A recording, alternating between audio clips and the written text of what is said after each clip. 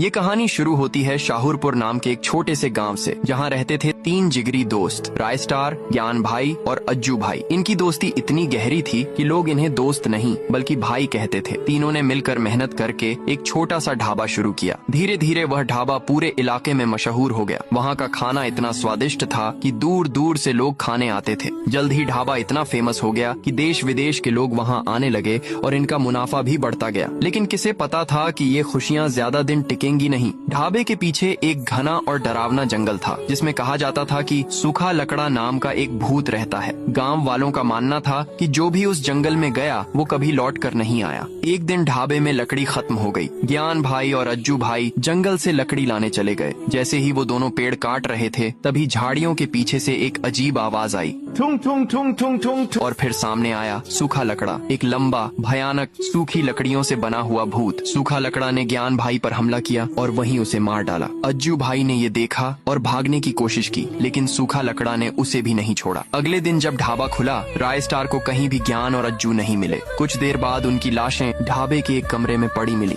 राय star का दिल टूट गया। उसके 2 सबसे अच्छे दोस्त अब नहीं रहे। अब ढाबा अकेले राय स्टार संभाल रहा था। एक रात जब होटल में भीड़ थी, तभी सूखा लकड़ा वहाँ आया और पूरे ढाबे को तहस नहस कर दिया। इसके बाद राय स्टार ने ढाबा बंद कर दिया। लेकिन अब राय स्टार को सिर्फ एक ही चीज चाहिए थी, बदला। वो एक फैक्ट्री में दिन रात मेहनत करने लगा, पैसे इकट्ठा किए और एक जादुई कुल्हाड़ी खरीदी, जिसके बारे में कहा जाता था कि इससे अब तक कोई भी भूत जिंदा नहीं बचा। राय स्टार उस खौफनाक जंगल में गया, जहाँ उसे जगह जगह मरी हुई लाशें दिखीं, लेकिन उसने डर को खुद पर हावी नहीं होने दिया। राय स्टार चिल्लाया, सूखा लकड़ा, अगर हिम्मत है तो सामने आ। तभी की आवाज ठुंग ठुंग ठुंग ठुंग ठुंग ठुंग ठुंग आवाज गूंजी और सामने आया वही भूत, लंबा, डरावना, सूखी लकड़ियों से बना हुआ। राय स्टार ने कहा, तूने मेरे भाइयों को मारा, अब तेरा अंत तय है। दोनों के बीच भयानक युद्ध हुआ। अंत में राय स्टार ने जादुई कुल्हाड़ी से सूखा लकड़ा को काट डाला। इसके बाद राय स्टार अपने ढाबे में लौटा। ढाबा फिर से खुला। पहले से भी ज्यादा लोग आने लगे। सब कुछ फिर से ठीक हो गया। लेकिन कहानी यहीं खत्म नहीं होती। एक दिन एक छोटा लकड़ी जैसा बच्चा ढाबे में आया